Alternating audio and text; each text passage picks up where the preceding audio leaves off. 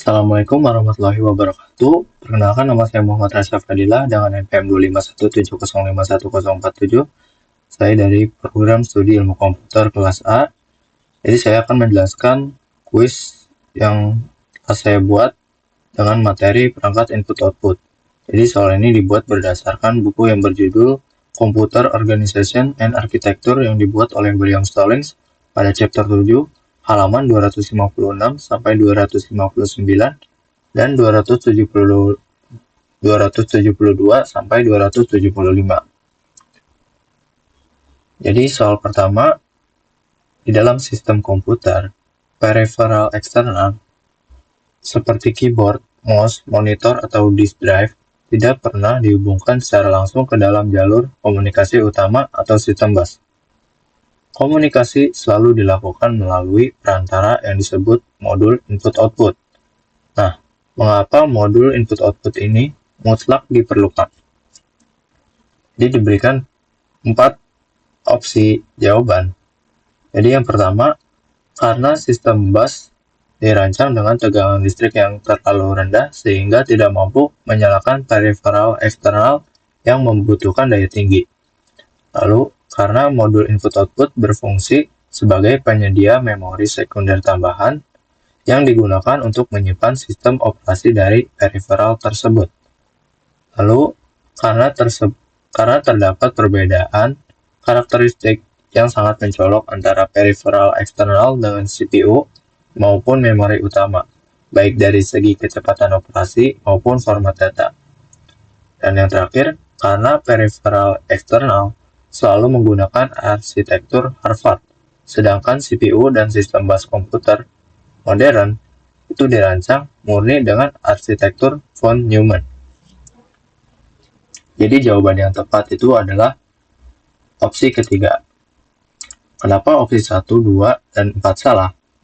Yang pertama, untuk opsi pertama itu salah karena penggunaan modul input-output itu bukanlah untuk menyuplai daya listrik, melainkan umumnya peripheral eksternal itu memiliki sumber dayanya sendiri atau menggunakan konektor khusus, bukan bergantung pada kelistrikan logika sistem bus. Lalu untuk opsi kedua, itu juga salah karena modul input-output memang memiliki memori internal berupa data buffer atau penyangga. Tetapi itu digunakan untuk menampung data sementara saat proses transfer, bukan sebagai memori sekunder untuk menyimpan sistem operasi.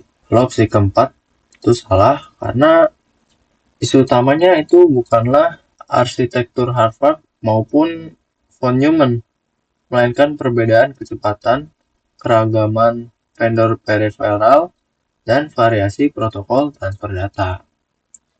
Nah, untuk opsi ketiga ini, dia itu benar karena peripheral eksternal bekerja jauh lebih lambat daripada CPU dan memori. Selain itu, format data peripheral sangat beragam.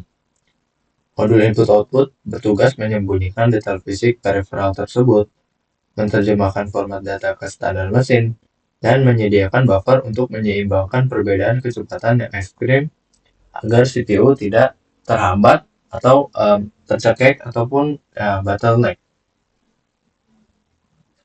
Lanjut, untuk soal selanjutnya, terdapat 3 teknik utama untuk melakukan operasi transfer data input-output, yaitu program input-output, interrupt-driven input-output, dan direct memory access atau DMA.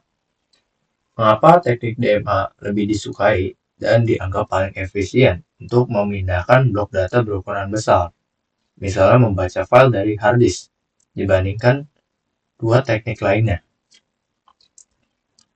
Oke, opsi pertama, karena DMA membebaskan CPU dari keterlibatan langsung dalam proses pemindahan data antar memori dan modul input-output, sehingga CPU dapat mengeksekusi tugas lain secara bersamaan. Opsi kedua, karena DMA adalah satu-satunya teknik yang menggunakan sinyal interrupt untuk memberitahu CPU bahwa modul input-output telah siap menerima perintah selanjutnya. Opsi ketiga, karena DMA melakukan transfer data dengan memecah blok data besar menjadi byte tunggal agar dapat diperiksa errornya oleh CPU secara real time. Dan opsi terakhir, karena memori utama hanya dapat diakses secara fisik melalui modul DMA, sedangkan CPU hanya memiliki akses eksklusif ke cache memory. Jadi jawaban yang tepat adalah opsi pertama. Oke, kenapa opsi 2, 3, dan 4 salah? Untuk opsi kedua, ini salah karena interrupt itu dikirim untuk setiap satuan kecil data, seperti byte atau word. Sedangkan pada DMA, interrupt hanya dikirim sekali saat satu blok besar data selesai ditransfer.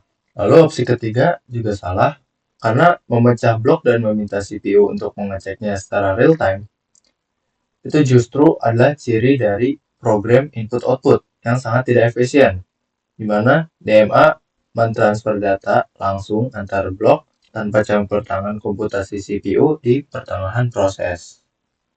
Lalu opsi yang terakhir salah karena baik CPU maupun modul DMA itu sama-sama memiliki akses langsung ke memori utama melalui jalur sistem bus yang sama.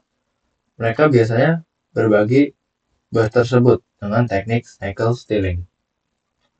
Jadi jawaban yang benar, yang tepat adalah opsi pertama.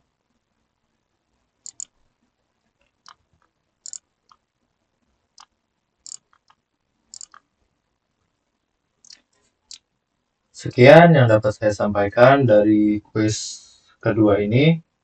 Kurang lebihnya mohon maaf. Saya akhiri. Wassalamualaikum warahmatullahi wabarakatuh.